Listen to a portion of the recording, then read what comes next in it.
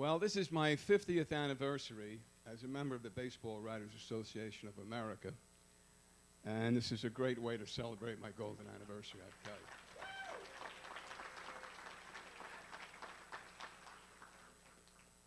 you. And when I got the phone call from Rennie, I've made so many similar calls, and I finally found out what it's like to be on the other end. It's an extreme honor to be part of this association. Thank you very much. I've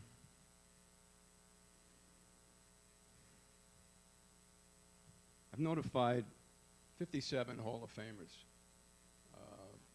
about their election, and I'll talk about that a little bit later. I just want to say what a privilege it is to be on this roster with Gary Carter, who was my favorite player to cover. He was always available. He was just straightforward, terrific. He was a writer's dream. He was my son Corey's first favorite player. And one of my favorite photographs that I have in my office, he took with my daughter Beth up at Cooperstown. And during the 1986 World Series, he wrote I ghost wrote a column for him at our paper, the Bergen Record. And he was terrific because he spoke in complete sentences. I mean, all I had to do was put in the commas and the periods.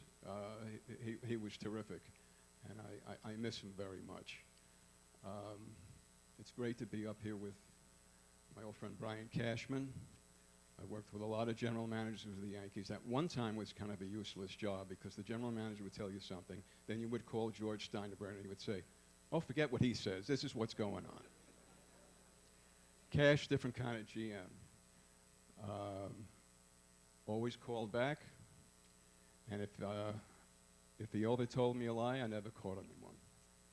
And 33 straight years of a winning season, I don't know how you can do better than that. And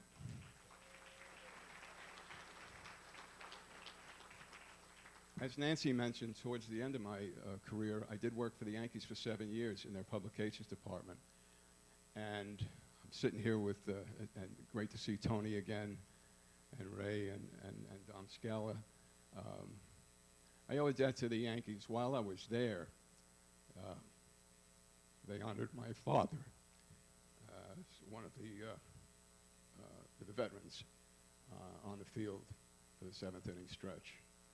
It was a big, big night for my family, and I thank the Yankees for that very much.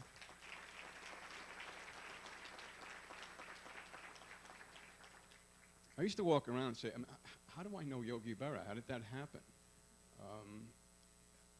In fact, one year, when he was managing the Yankees, the managers and the coaches, they do the Gold Glove teams.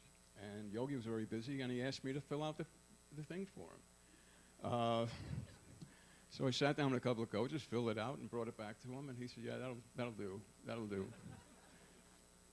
But despite all this Yankee stuff, I actually grew up a Dodgers fan, and my first favorite player, was Gil Hodges. And I am proud to say that I was on the Golden Era committee that finally elected Gil Hodges into the Hall of Fame.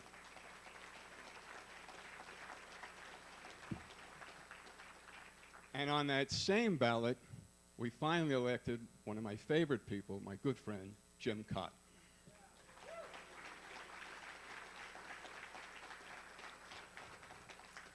I was very fortunate to cover both the Mets and the Yankees at very exciting times in the franchise's history. And in both cases, when I first went to the team, they were on the downslide, and then they worked themselves up. The Mets, of course, eventually winning the World Series in 1986. And one of my favorite memories of that year, they don't do this anymore. I mean, teams go to the White House, but the 7 beat writers who covered the Mets in 1986 were all invited with the team to go to the White House. We took that Pan Am shuttle, and I'll never forget it. The only time we were separated is we had to go into the press entrance to get our credentials. Once we got the credentials, they ushered us back out onto the Rose Garden with the team, and we listened to President Reagan's address. And we even spent, a couple of us ushered in to have a conversation with Vice President Bush. I mean, it was a tremendous, tremendous day. We went back on the plane back to New York, and we were able to talk to the players on the plane. Howard Johnson, I know, is here tonight, and he knows what I'm talking about. It was a great, great moment. I enjoyed very much also my time with the Yankees. Of course, with the Yankees, it's a little different from the Mets. You have another factor, which we call the Steinbrenner factor. You know, if the Mets lost about 5 games in a row, you didn't have to call Nelson Doubleday. But the Yankees lost 5 games in a row. You had to call George Steinbrenner. That was part of the deal. Another thing I remember from my Yankees time, I wanted to tell Frank Catalanato. I don't know if you know this, but you were on the short list of the favorite names to announce by the longtime Yankee Stadium public address announcer, Bob Shepard. I did a piece with Shep, and he once gave me this list of about 6 or 7 names. The top name on there was the old Washington Senators infielder, who later became a very successful Spanish language broadcaster, Jose Valdivielso. And Bob used to call those liquid Latin names, and Catalano certainly qualifies. That is a good list to be on. As Nancy said, and Rennie said, I do make that phone call. I try to keep it, you know, it's a profound moment in this player's life, so I try to keep it brief. Sometimes I go on a little bit longer with somebody that I know, and but I try to keep it brief. And one of the first calls I made was to Phil Necro, who I knew a little bit, and he'd been on the ballot for several years, and we had a nice talk. And then at one point, he called me the voice of heaven, and I said, "Wait a minute, Nuxie, you got your name introduced at Yankee Stadium by Bob Shepard. You're calling me the voice of heaven?" And he said, "Well," he said, "you're the voice I heard that told me the gates are open in Cooperstown." So that was always it. And he and his wife, Nancy, and Brooks Robinson, his wife, they used to always save me a seat at Jane Clark's party because I always got there a little bit late. And Nancy told me that if anybody ever came up and said, "Is that seat available?" and Nuxie would say, "No, it's being held for the voice of heaven." A lot of the emotions are very interesting from my side of the phone. You'd be surprised, I think, at how many players actually cry. They're really moved to tears. Don Sutton was one. He was one of the toughest guys I ever knew, and he just blubbered. Ozzie Smith, Tony Gwynn. We just called Billy Wagner last year, and he was so caught up with emotion. I had to ask on the phone several times, "Are you still with us?" I mean, and he would just kind of say, yeah, I'm here. They were just, completely blown away by this. I remember George Brett cried as well, but that was because I told him he was going in with his best friend, Robin Yount. So. And then there's the other side of this, the joyous people, and Sandy Carter knows where I'm going here. I had a very good relationship with Gary Carter. He was really one of my favorite people, and he waited several years to get into the hall. I used to call him like a month or 2 after the election and kind of perk him up, It's part of the process, you're gaining voice, it'll happen. And he knew the gig. He knew that if he sat by the phone, if it didn't ring, he wasn't getting elected. But if it did ring and I was on it, then he got elected. So I always had this little talk that I would give to and if they had any questions to me, they could ask. So I finally reached him when he got elected. He was coming off a golf course, and I called him on his cell phone. I asked, "Can I speak to Gary Carter?" "You got him? I'm here." I said, "Kid, it's Jack O'Connell." Next thing, I'm in. I made it. I'm in. And there's people cheering in the background and everything. And then he gets back on the phone and says, "Oh, Jackie, this is great. Thanks very much." I said, "Thanks for what? I haven't told you anything yet." He never even let me get my spiel in. One of the things I also promised myself is never to go on voicemail. I mean, if you want to get in the Hall of Fame, you got to answer that phone. And I called Dennis Eckersley, and when he picked up, I'm sorry, his answering machine went on. And then he picked up, and when he picked up, that beep that you always hear in the answering machine, say something at the beep, this beep went on, and it was a loud, loud shrill, and it wouldn't stop it. So I'm screaming over the shrill, he's screaming back. We were at the Waldorf store, I finally had to tell him, caller ID, 212, call that number back. So he's the only person who had to call me to find out he was in the Hall of Fame.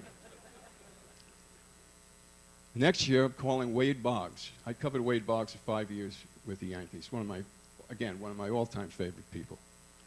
Make the call to him. Oh, by the way, when I make this call, the board chairman of the Hall, Jane Clark, is sitting next to me. I talk to them about the election, and then I hand the phone over to her. So I called Boggsy, tell him what happened, and he says, here's his response. Is this a joke? A joke? What do you mean a joke? Is this a joke? I mean, are you really Jack O'Connell? I said, Boggsy, it's Jackie O. I mean, come on, we've known each other all this time. Is Jane Clark there? I said, yeah, she's right here. He did. So then I hand the phone to Jane, and she talks to him a little bit, and she says, yeah, okay. He wants to talk to you again. So she gives me the phone, and Boggs says, hey, Jack, I got to apologize. I'm really sorry, but about an hour ago, a couple of buddies of mine called, claimed they were you, and I was just trying to make sure. Now, believe it or not, the very next year I called Bruce Suter, who had waited 13 years to get into the Hall. I didn't know Bruce as well as I knew Boggs. And he was wonderful on the phone. It was great. And then at one point, he just stopped and said, Jack, you're not shitting me, are you? I said, no, Bruce, I'm not shitting you. I'm going to hand the phone to Jane Clark here in a minute. He said, well, the reason I say that is some friend of mine called me about a half hour ago claiming to be. I said, this happened to Wade Boggs last year, and I'm going to tell you the same thing I told Boggsy. You need new friends.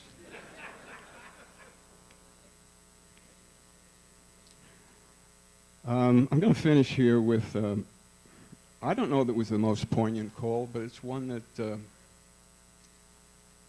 sticks out. I mentioned before I called 57 Hall of Famers. Technically, I've called 56 and one widow. I wasn't quite sure how to handle calling Brandy Holiday. Her husband, Roy, had died a little more than a year before the call. He was killed in a crash of a plane that he piloted. And I talked to Jane about it. We just weren't sure. I said, you know what, let's just go straight on and see what this is like. And Brandy got on the phone, and I think I was expecting some kind of mournful response or whatever. She was absolutely delighted. And I could hear kids in the background, and her attitude just stuck with me. It was just tremendous. And I said to her, I said, hope you don't mind this, but I would really rather talk to somebody else. And she said, yeah, I wish you were talking to him too. But she said, you know, Jack, we've been mourning for Roy for over a year, and now it's time to celebrate. We're going to celebrate his life, and this is the beginning of it. And the next day at the press conference, she said she just wanted to stay out of the public eye. She was going to just sit with the wives and everything. The other three electees that year, Mariano Rivera, Edgar Martinez, and Mike Messina, all insisted that she come up on the stage too. And she told some wonderful stories about Roy. And that celebration is, to me, what the Hall of Fame is all about. And, you know, just one more thing. Sports writer's life is nomadic. I spent 30 years on the road, 125 to 140 games a year. And I want to tell my son and daughter, I really appreciate that they never treated me like the absentee father I was. And I tell my grandchildren every day, father and your aunt are special people. Bless you all. Thank you.